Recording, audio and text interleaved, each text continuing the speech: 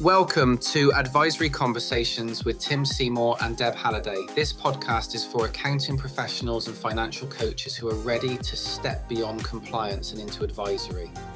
Because real advisory isn't about doing more yourself.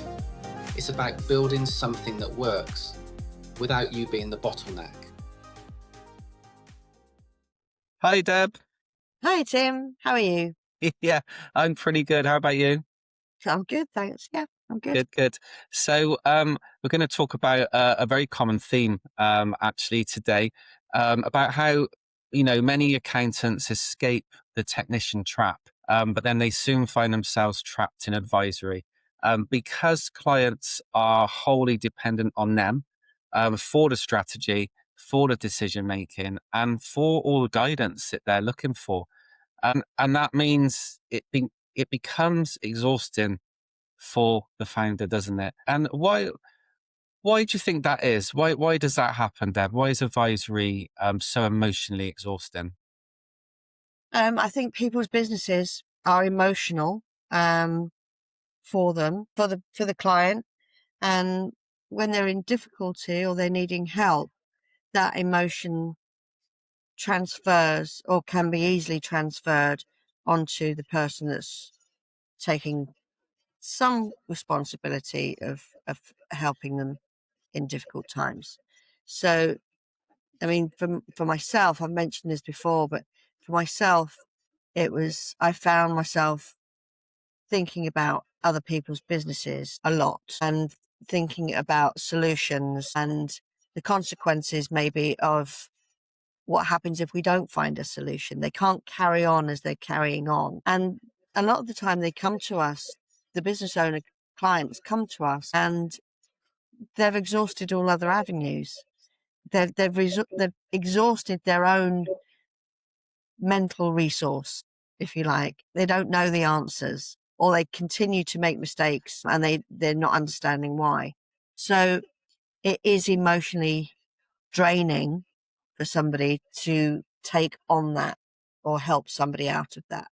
And yeah, you can quite easily become the fixer if you're not careful. And it's not our responsibility to be a fixer. It's our responsibility to guide them and teach them how to make their own decisions. But that can be a challenging journey. So, I mean, I found myself thinking of different ways that I could explain solutions easily to a client, thinking of maybe analogies that would be relatable to them. And this is all headspace. This is all I mean, it's enjoyable work, but it's all headspace. And depending on how many clients you take on doing this, I mean that's a lot of work. That's a lot of mental headspace. You really do have to. If you're going to do it in volume on your own, you have to detach yourself from the outcomes completely, which comes with practice. But there's an easier solution. Spread the load. If you spread the load and amongst other people within your team, it doesn't all fall on you. It's funny, isn't it? Because a lot of talk out there is about how you need to become the trusted advisor. And I think that's what people take on board. So they deliver the advisory themselves. And they think, I'm going to be the one that my clients trust. I'm going to build up this great relationship with them. Fantastic, of course. But there's only so many clients you can build up that fantastic relationship with. So unless you're charging them an amazing amount of money each month to work with them, then it's only going to get you so far. Because as we've talked about before, there's only so much time. There's only so much capacity you can hold in your brain. There's only so much capacity you can hold emotionally before you burn out, before you become unwell, and before everything just completely implodes, and then everything falls over because it's reliant on one person. And if that one person was to unfortunately become unwell or I don't know, damage their knee ligaments playing football, it's the best thing I can come up with. Sorry, Deb, football again. And are out of action for a period of time. It's anything like that, fall off a ladder at home, suddenly you're out of action. If everything's relying on you and you've become that go-to person for everything, what happens to the business? What happens to the people that work for you? if they're wholly dependent on you as well. So, but I do understand it. I do get it. It's very difficult for people who have created the business themselves, have built up these relationships with their clients. It's very difficult for them to step away and gradually release control. And I know we don't like to think of ourselves as being in control, but actually being in control is a safe space, isn't it? It's Yeah. safe to be the one that it all revolves around, because it means you know that everything's going to work the way you want it to work. Mm. But it also creates this problem where everything solely depends on you. So it's about how you can move away from those feelings and be able to let go and put faith and trust in your team to help deliver these advisory skills to your clients. It's, I think I've also found that practice owners have become quite good at delegating compliance tasks and delegating meeting deadlines as well. We need to use that. We need to do this by this, and this. Who's taking ownership of that? Who's doing the VAT returns?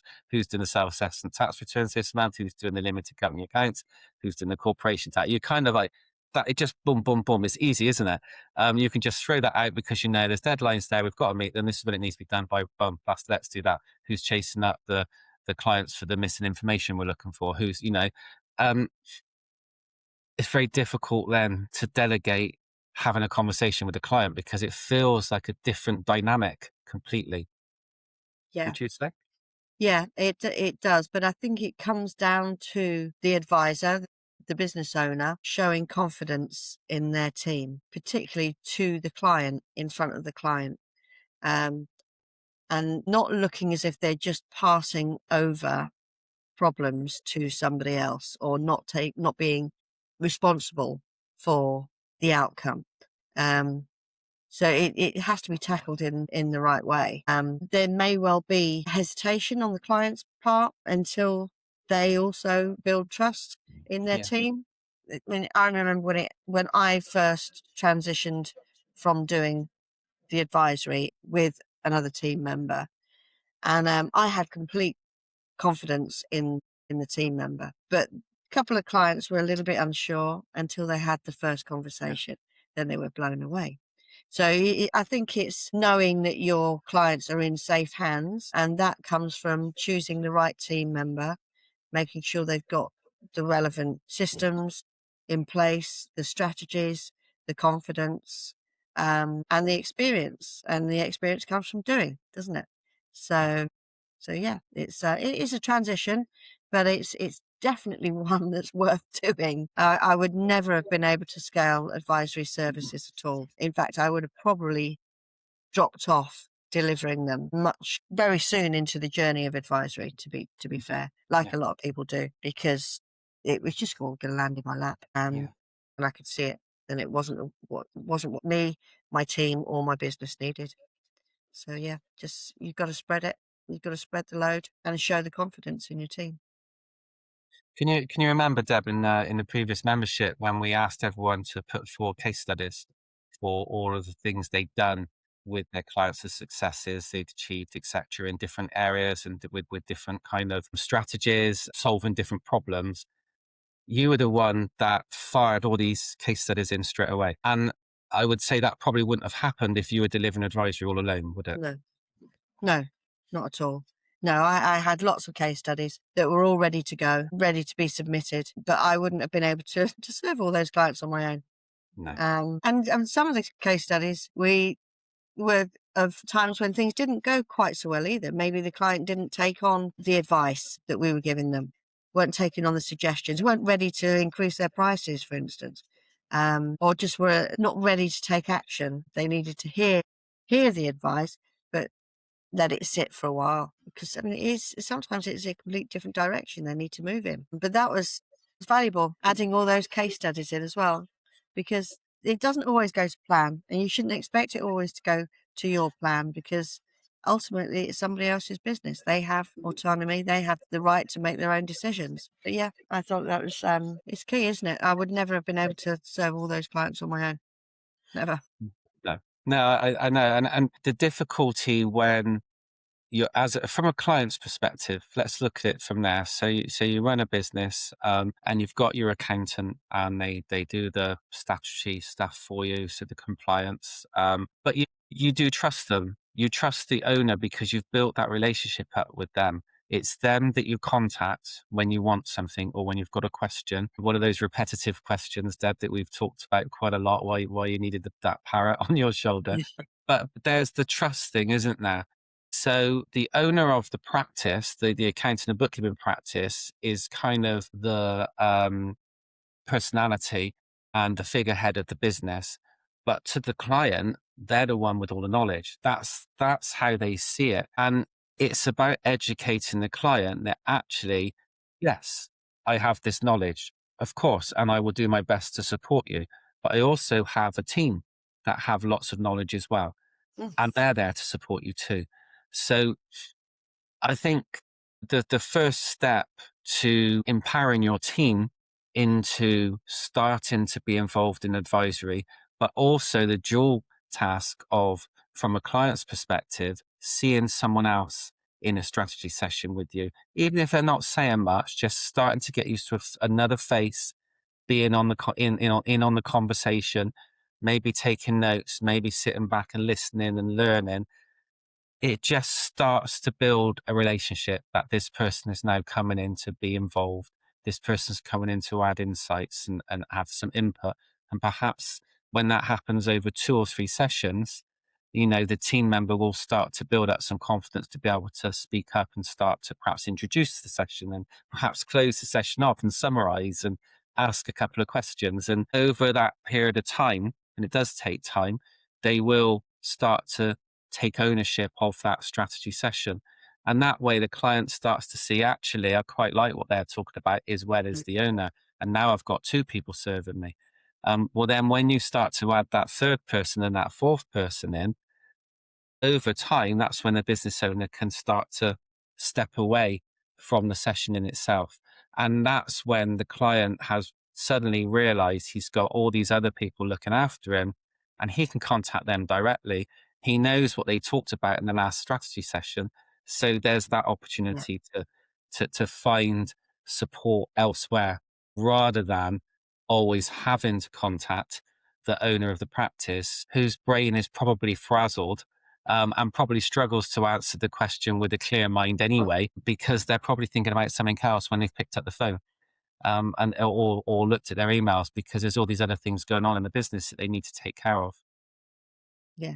Yeah. I found that when we took on new clients or started, well, even with existing clients, we would have a shared communication hub in the form of a WhatsApp group where we had the bookkeeper, the accountant, the business financial coach, and myself in there. And that helped massively because I wasn't the person that they contacted directly. All conversations went through a particular their particular closed group. If they needed their PA or VA or anybody in the group as well, that could happen. This episode is also supported by the Business Course Library, a ready-made resource designed for accounting professionals to share with their clients, helping answer common business questions without taking up your time. Access is available through subscription, with new content added regularly. And it just gave them the sense that they've got a team on hand, not just one trusted advisor. So for their perspective, it was fantastic because it meant they always had somebody that had an answer available, because it didn't matter if I was in meetings because somebody else would be able to answer their question. And they had, I think sometimes you end up being the bottleneck or the trusted advisor because of all the time that the clients have invested in showing you their situation and teaching you about the way their business runs. And when they think that they're going to be directed to somebody else, they think they have to start that all from scratch, because how on earth can this second person know everything about their business when they've never spoken to them? And actually, if you present it as a full team picture and we work as a team, it doesn't matter that you're only speaking it once, because it's not only going to one person, it is going to your full team. And that's the difference. That's the difference between the clients being resistant to just having you as the trusted advisor, or being able to talk to any member of the team, because they know that everybody has all the information, even maybe if they haven't spoken to them directly as often. If that's the right way of explaining it, I've kind of like gone on a bit of a roundabout way, but yeah, that was my experience, and that's how I presented it in discovery calls to clients. It was not just me; you have access to a team. Yeah, it worked. What was the so when you shared that with a prospect at the time and it came on board as a client, what was their, did they have a reaction to that? Was there Yeah, any they were blown away. They were blown away. They thought, that's fantastic. I've got a finance team. I say, we're like your finance department, like your accounts department. At the end of this, in this WhatsApp group, this is your finance department. Like a bigger organization, you go to the accounts office, you go to the accounts lady, that in our own office, that's where we are. It's not just one person. And they were blown away. They thought that was fantastic. All of a sudden it elevated their own business, because they had an outsourced finance team, for what they thought they were just paying for one bookkeeper, one accountant. So yeah, I think it dramatically increases your conversion rate, of sales calls. Who wouldn't want to pay for a team instead of just one person? Just makes business sense. This episode is sponsored by APX Training and Development.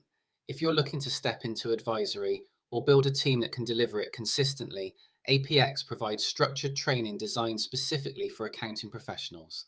You can find out more by joining the waitlist for upcoming programs. But it makes perfect sense, doesn't it?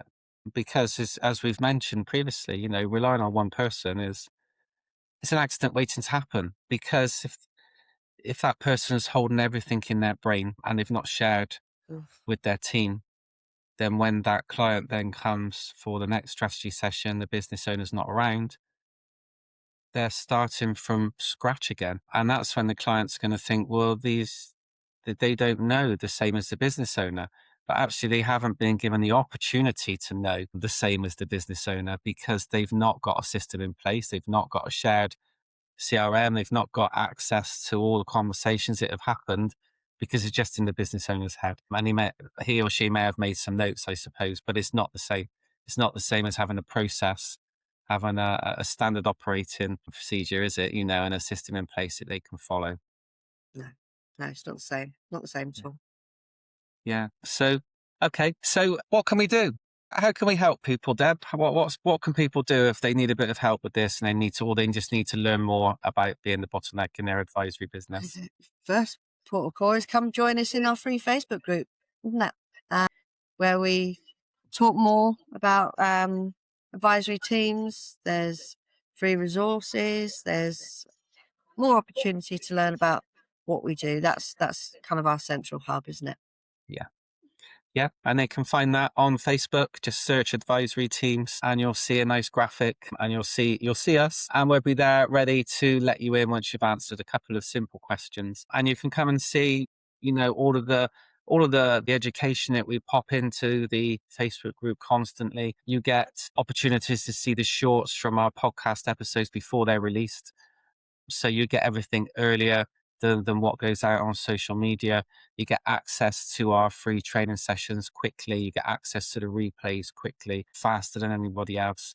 And you get access to us, and we're always willing to share our knowledge. So the first step is, of course, come and join the Facebook group. We have written a book called Advisory Teams. You can get that from Amazon, but you can also get a free download of that when you join the and there are some other tools that are available for you once you're in there too, all aimed to let you see where you're at and let you learn how you can move forward and what you need to focus on next.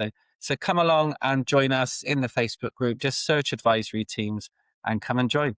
But for now, thank you very much for joining us again. Thanks, Deb. As always, a pleasure to have our advisory conversations. Yeah, likewise. Thanks for listening to Advisory Conversations with Tim Seymour and Deb Halliday. If you found this useful, make sure you're subscribed so you don't miss the next episode. We'll see you next time.